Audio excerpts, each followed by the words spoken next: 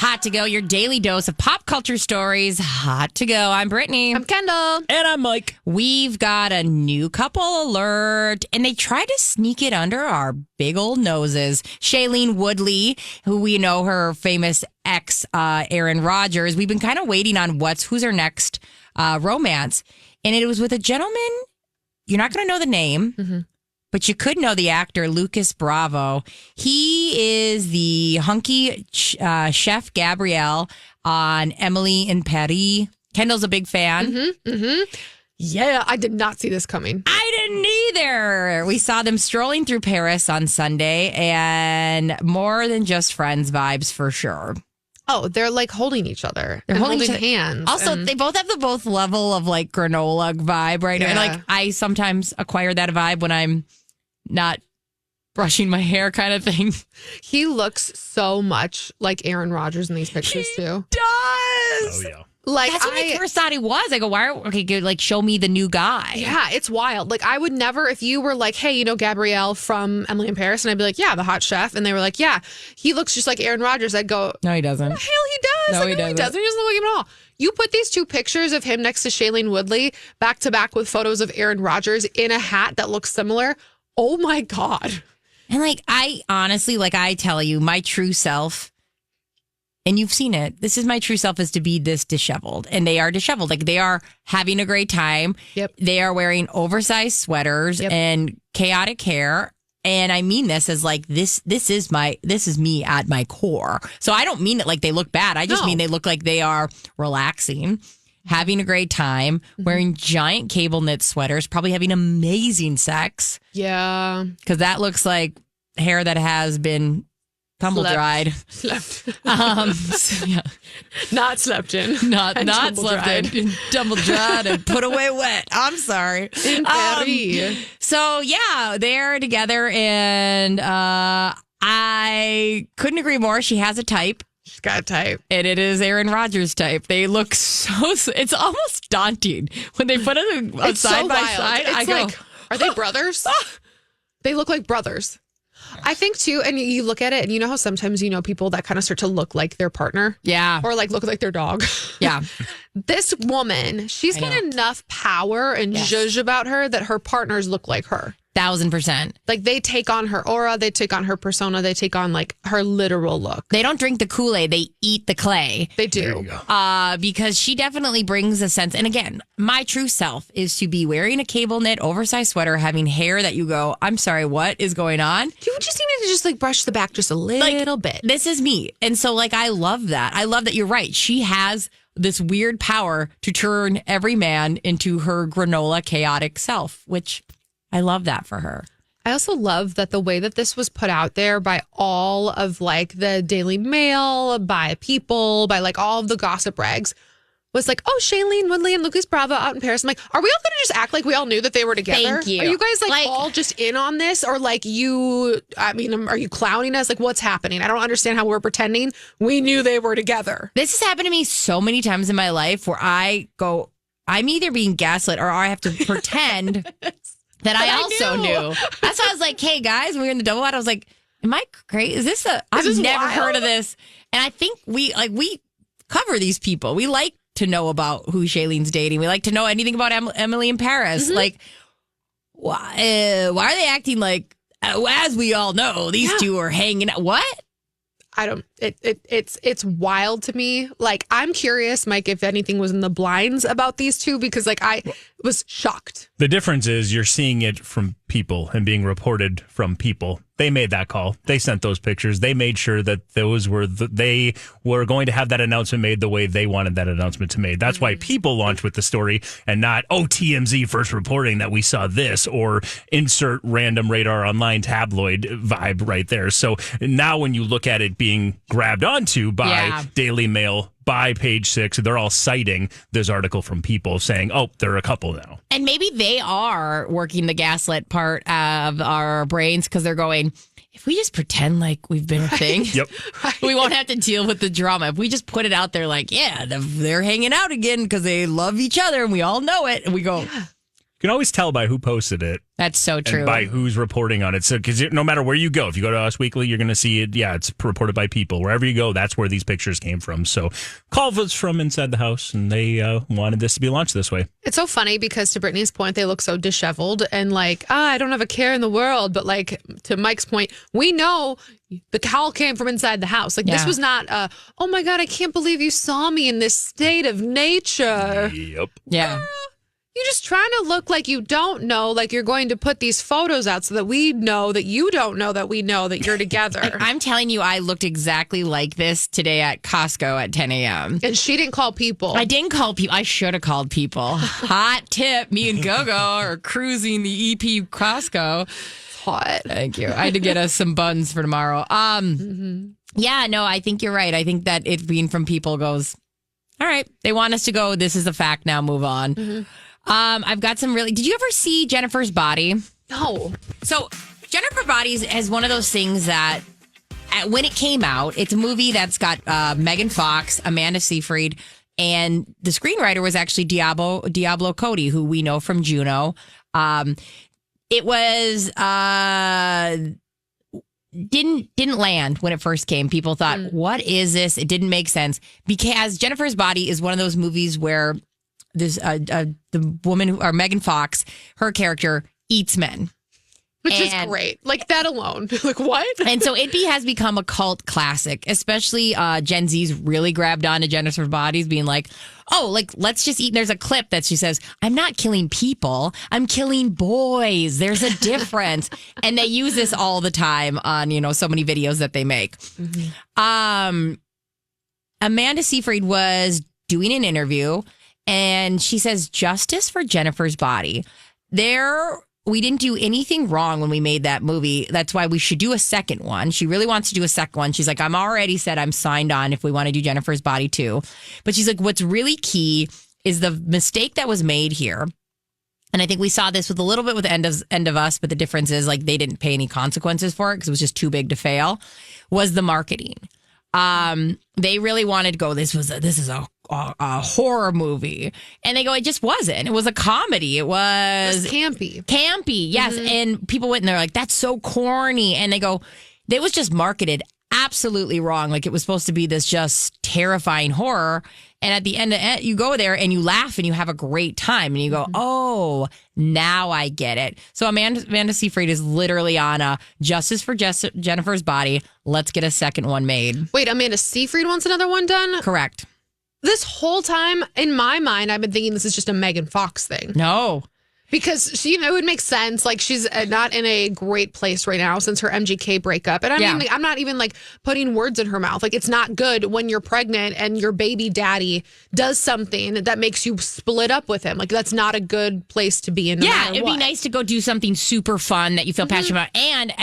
And this is not in the article. This is just I've seen this interview before. Megan Fox been asked many times about Jennifer's Body, and she feels so proud of it. She's not. It's because it's campy, and a lot of people kind of want to make fun of her. She goes, "Yeah, no, it didn't land with the audience. I don't care. I'm so proud of that work, and I love that people are picking it up now." So I think Megan Fox.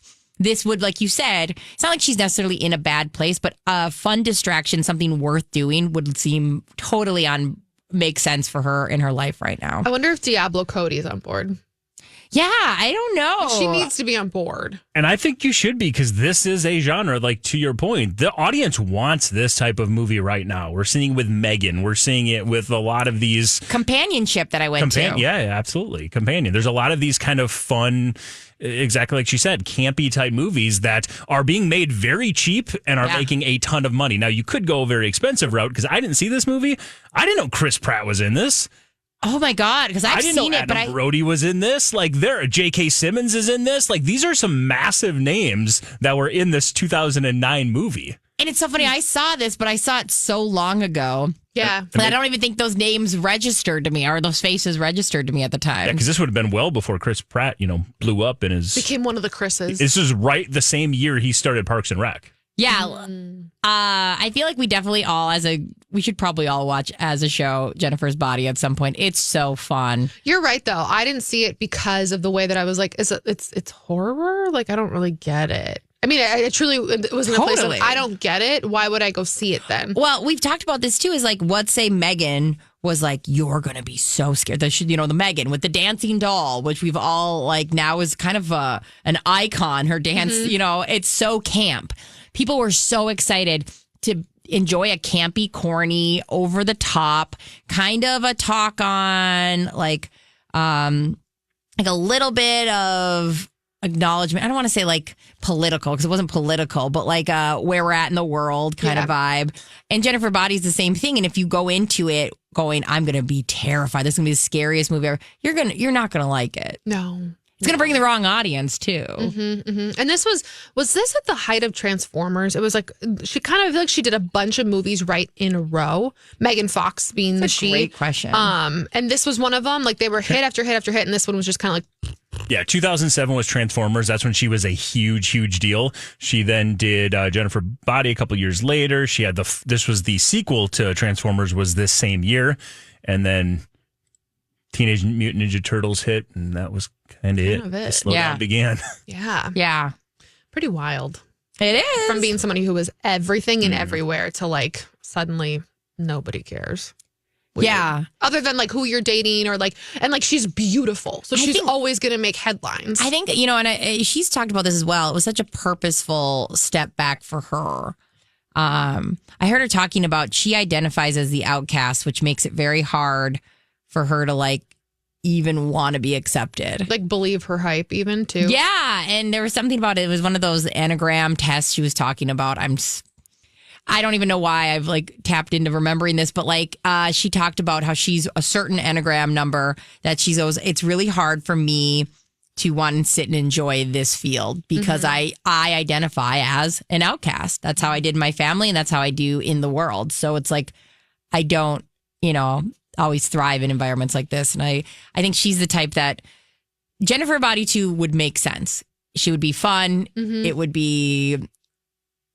be like, let's be the hot girl on Transformers. Let's be a blowout movie. It would be, you'd be reunited with so many of your fun casts and go do something worth doing again. Let's eat boys. That's fine. Yes. It's normal. They're not humans. They're boys. They're boys. Guys, The Bachelor season finale was last night. Yeah. I gotta be honest. I have had a pretty up and down journey with The Bachelor the last couple of years. I think everybody has. That's You've struggled. fan. Yeah. I've struggled. I liked a couple of the people who were The Bachelorette or The Bachelor, but then would be like, what are you doing? Or Borsville, right?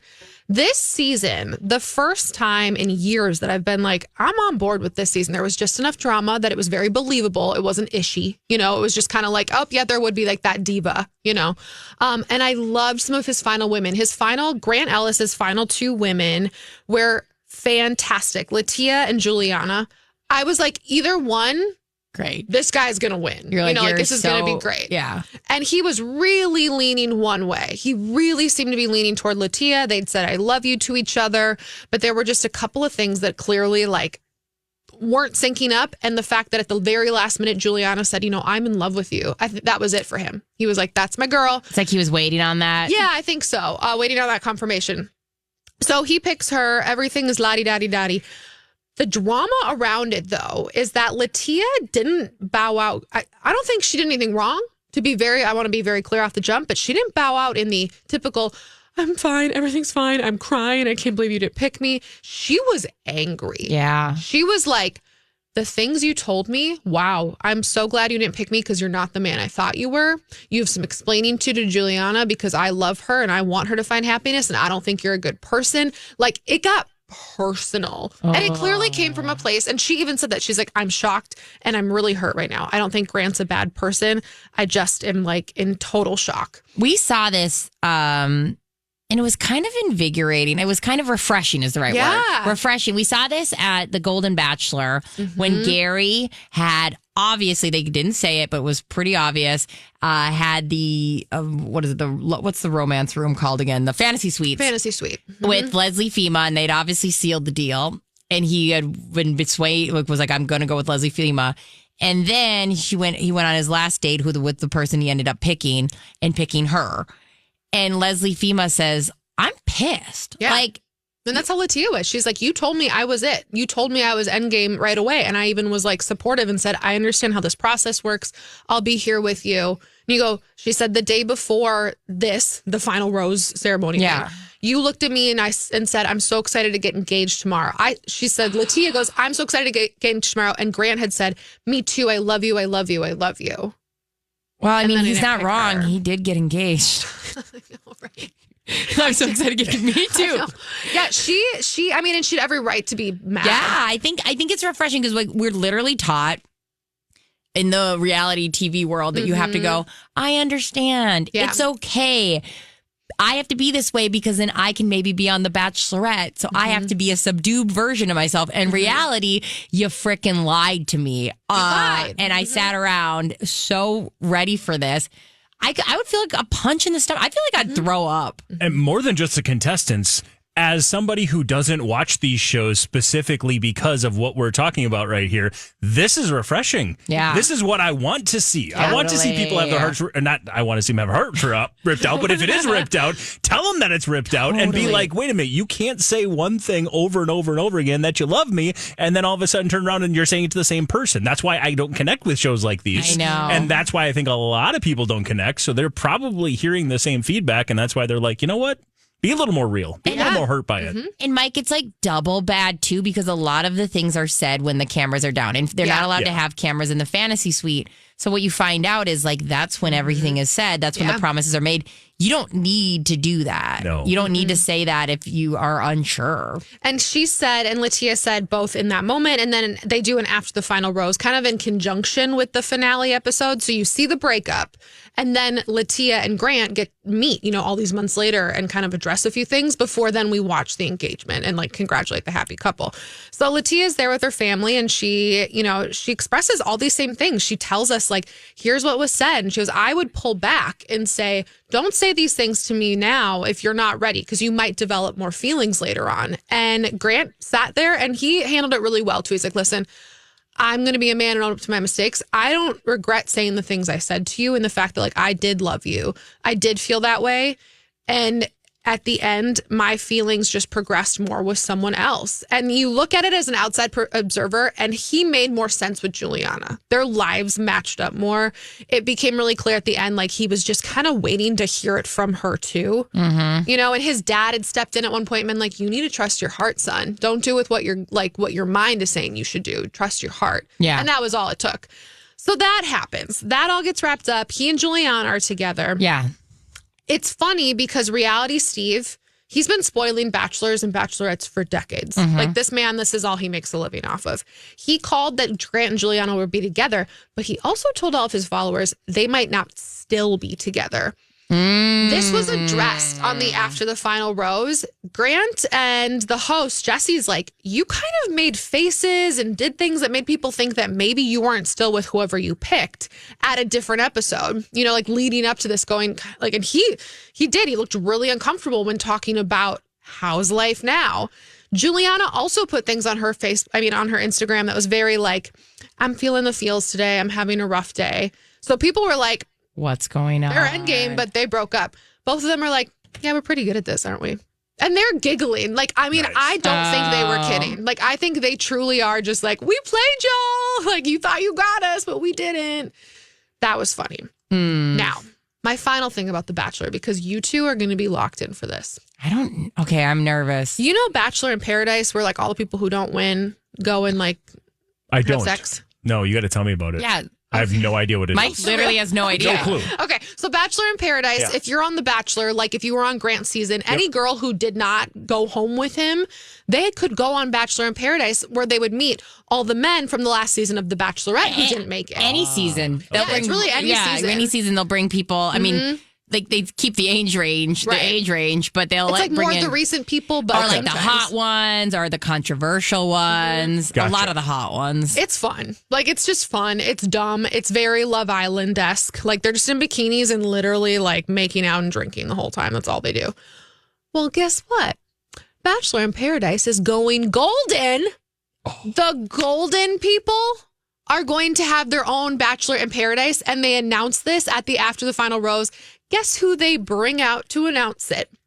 Leslie Fema, everybody. No way! And my boy Gary, not Gary, but my friend Gary from Jones season. Yes. Oh, okay. That Gary, the fun Gary, the dancing Gary. Oh, yeah. So he's like, I'm just so happy. I'm to pretty be sure here. Leslie was at class on Sunday. She must have like flown out. Yeah, she literally made the announcement. I don't really get how this is going to work because Jesse was also talking about the Golden Bachelor, the Bachelor in Paradise regular. So I don't know if they're filming like in conjunction. Well, okay, first off, we can't have retirees in the sun that much. Oh, that's a good point. On medication, a lot of people can't be in the sun a lot. And in general, like, this would be my worry, is like, we're going to give them chairs, right? I'm so sick of them standing. They did get nice naps on the Golden Bachelor, though. Are they going to be like hooking up?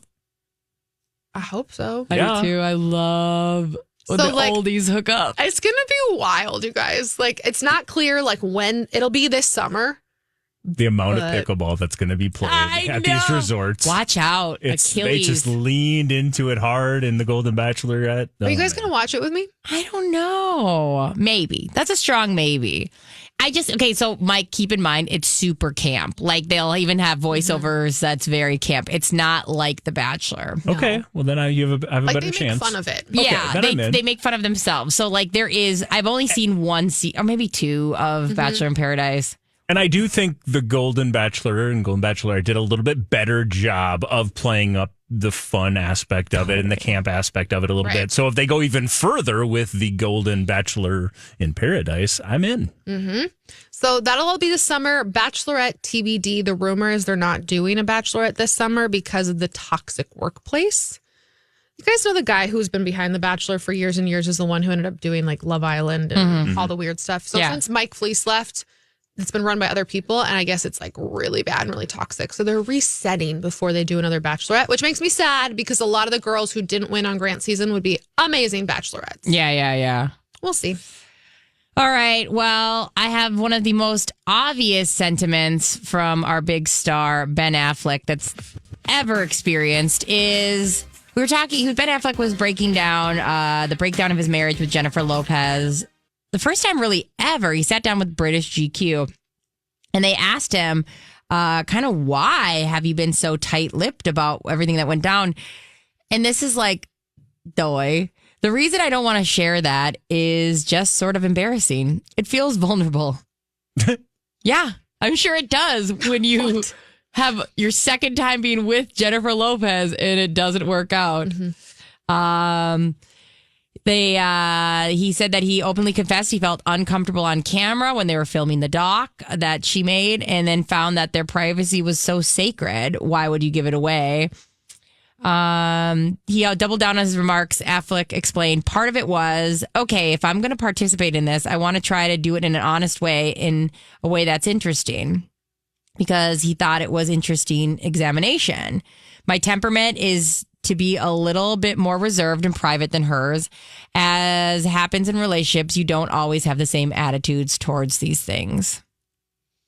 But like, didn't you know that? I know. That's like the place I always go back to is you guys did this 20 years ago. But love makes you like forget who you are and think you're going to be somebody different. Love makes you think you're going to belong. No, but like love makes you think like, I'm going to run with this person. Like literally go on physical runs.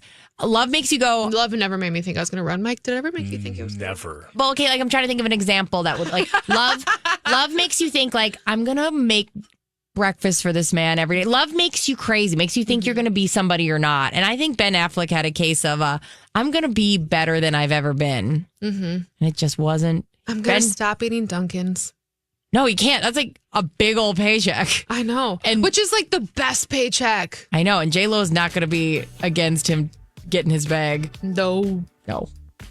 Oh, rest in peace. I know. It's so obvious. You go, yeah, we know, Ben. You just aren't that person. And we also know that it should be embarrassing. I get that it's embarrassing too. We're embarrassed for you a little bit. Not going to lie. I get it. Relate. I get it. Me and Ben Affleck, like looking in a mirror.